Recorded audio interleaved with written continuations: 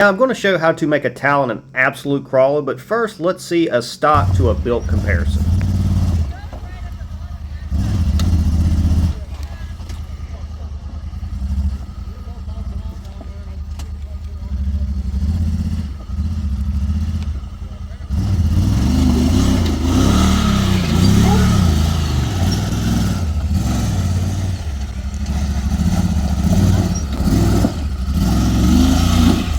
Woo!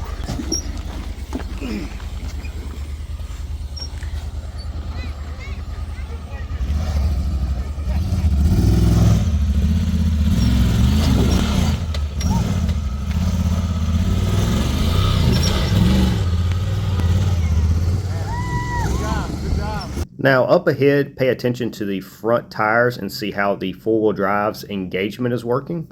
And I'll slow it down in slow mode too.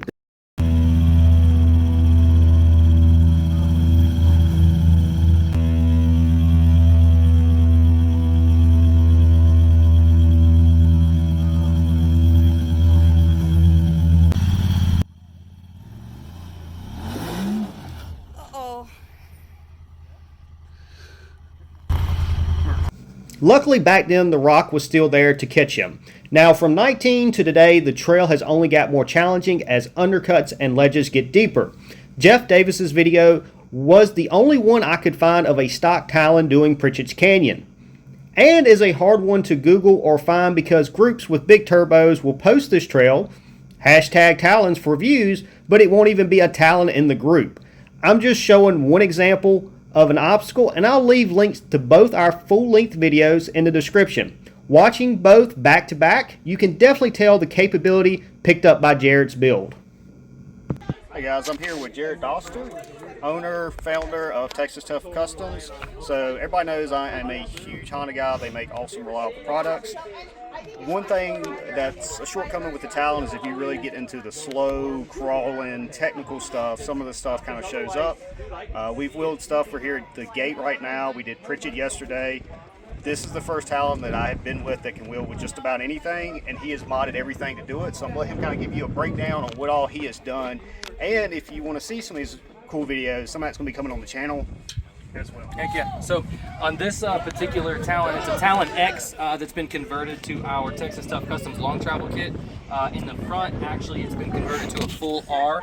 So it's got a full R suspension in the front with R shocks. The rear is still running the X shocks. I'm running Rhino 2.0 axles. We have a Torqu Locker in the front with the i4-wheel drive bypass from Hess. We're also running the new 27.5% sub-trans low gear from Adam Brown. We're running 35-inch Rockzillas stickies. Will you explain the low gear situation? Yeah, so the low gear situation, basically what it does is it gives you a 27.5% low gear only. It doesn't affect high gear, and then it gives, I think, about an 8% or so reduction in reverse. So you get 27.5% reduction in low only, 8% reduction in reverse, and it really just transforms this machine. Before, you have to rely on a tune, which a tune will get you close to where you need to be to run these 35s, but truthfully the low gear is definitely where it's at. Now I noticed you was pulling up on stuff slower. That's part the extra low. Yep. What about clutching tuning? What have you done there? The clutching tuning that I have specifically on this one is it comes with the low gear and it's from PPEI.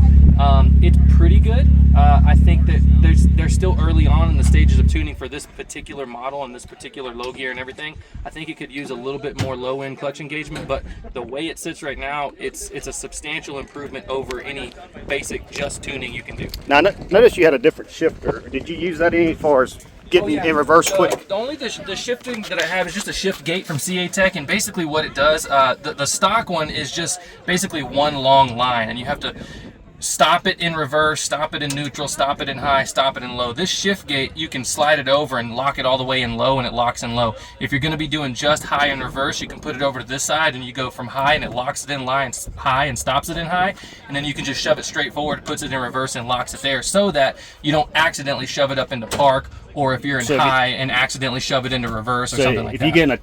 if you climb and all of a sudden you need to get it to come back in reverse, Yep. you just slam it. You know all you're the way there. up. Yeah, you don't have to look at it. I just grab it and slam it if you need to. You know what I mean? Whereas before, if you just grabbed it and slammed it, you wouldn't stop until you hit park. You know, and so the shift gate is really great. And there's a handful of companies that make the same shift gate basically, but the shift gate is also one of the must-have upgrades when you're doing this type of wheeling, so that you don't get in a weird situation and get stuck grinding your gears and messing up your load. Now that's your button for the... This is my i4 wheel drive override. So if you're wheeling these Talons and you're using the stock i4 wheel drive, it's not as smart as it needs to be, especially if you're running tires over stock.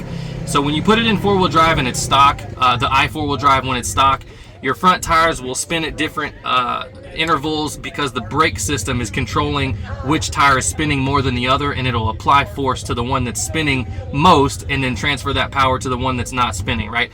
Well, when you're doing technical rock crawling and doing stuff like Hell's Gate, you don't want that because it's going to throw you off of your line. And I can't tell you how many other Talons I've seen hill climbing, and it's mainly hill climbing and stuff like that, that when you get in a spot and you need to hold your line, and then your i4 wheel drive starts doing weird shit and it like stops this tire and spins this tire, and it just throws you off your line, and it actually can be very dangerous, and it can put you in a bad spot.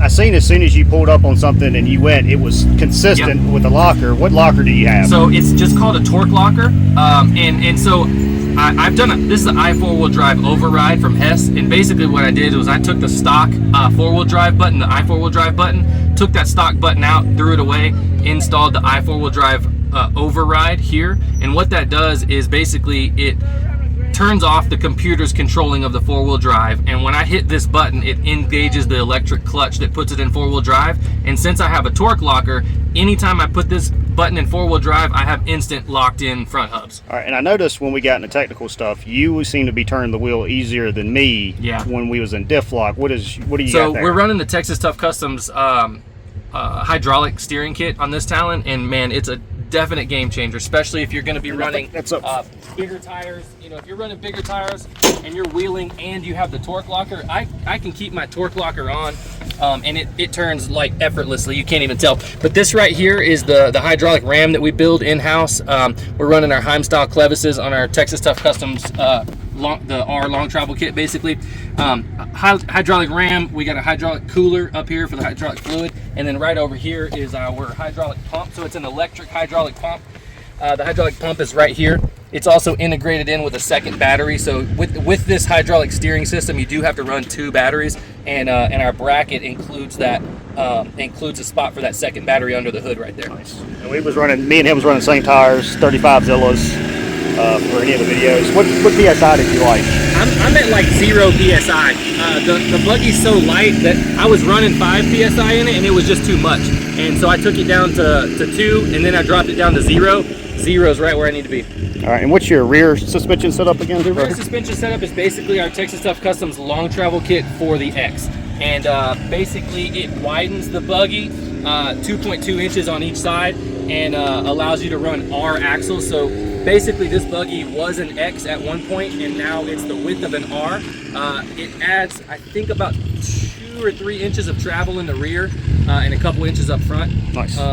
So it's a drastic upgrade over the stock X suspension, and it allows me to hang with you guys and do all of this stuff we're doing out in Moab. So I've been impressed with it. Anything else you can think of that's a must do, or if you're trying to get it there? If you're trying to make a Talon, a rock crawling buggy, or any kind of off-roading buggy, you need Torqu Locker first and foremost. And I would highly recommend, if you're running anything over 32s, I would highly recommend doing the Adam Brown Subtrans low gear. Other than that, I mean, the suspension system, obviously I'm going to recommend our long travel kit. It's going to give you the most suspension travel and the most capability out of your Talon, because our suspension systems move the front wheels forward and the rear wheels back, so that it stretches the wheelbase a little bit, lets you have a little bit more stability when you're going uphill. Also, obviously on the X, it widens it a little bit more, allows you to run 35s with absolutely 0 rub. And then you can rock and roll. And then the hydro steer kit, I do recommend it, although it may or may not be necessary, but it is a definite game changer, especially if you're running the Torqu Locker, because like I said, I'm locked in and I can turn the steering wheel with one finger in any situation. Now, if you've met Jarrett, he's not the leave it alone type guy. He's the we've done this, what can we do next type. Now with crawling, gear reduction becomes more needed as you go up in tire size. Honda Pioneers and Talons have 3 options. First one mentioned in the video is Adam Brown's Low, which is gear reduction for low and reverse, which currently isn't DIY. The 2 that are DIY is IGR and Portals. IGR stands for internal gear reduction. You do have to pull some engine covers or casings and do some grinding for clearance. If you're debating this route, lucky for you, Texas Tough Customs has an install video. Link is in the description. Jared had said he wanted to go 40s next, which sounded crazy to me. His Adam Brown's Low and IGR seems to rip and crawl awesome with 40s, and can't wait to see more Send It stuff with his machine. His YouTube channel is also in the description with Des. I'm going to drop his build info, links to parts like Texas Tough Customs website, and the IGR install video. If I miss a parts link or somebody has a question, Honda DCT crawling related, drop it in the comments between me, Des, and Mr. Texas Tough Customs. I'm sure we can answer a question or at least get you pointed in the right direction.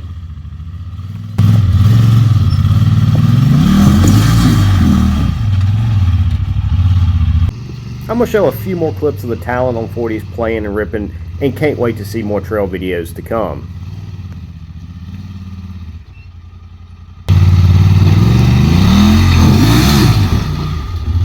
Portals, IGR, and Adam Brown's Low each have some pros and cons, so do your research and see what's going to be the best fit for your pocketbook or riding style. If you've enjoyed this video, please like, share, and subscribe. It would mean a lot to the channel.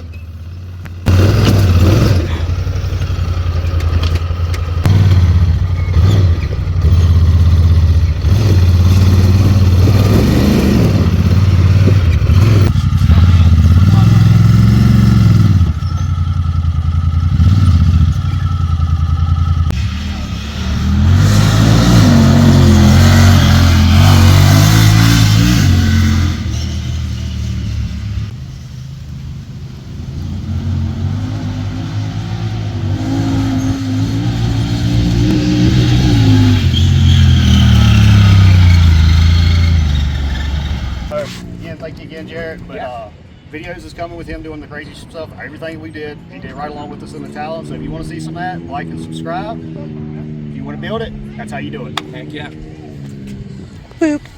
Thanks for watching, and until the next adventure, hope you have a good one.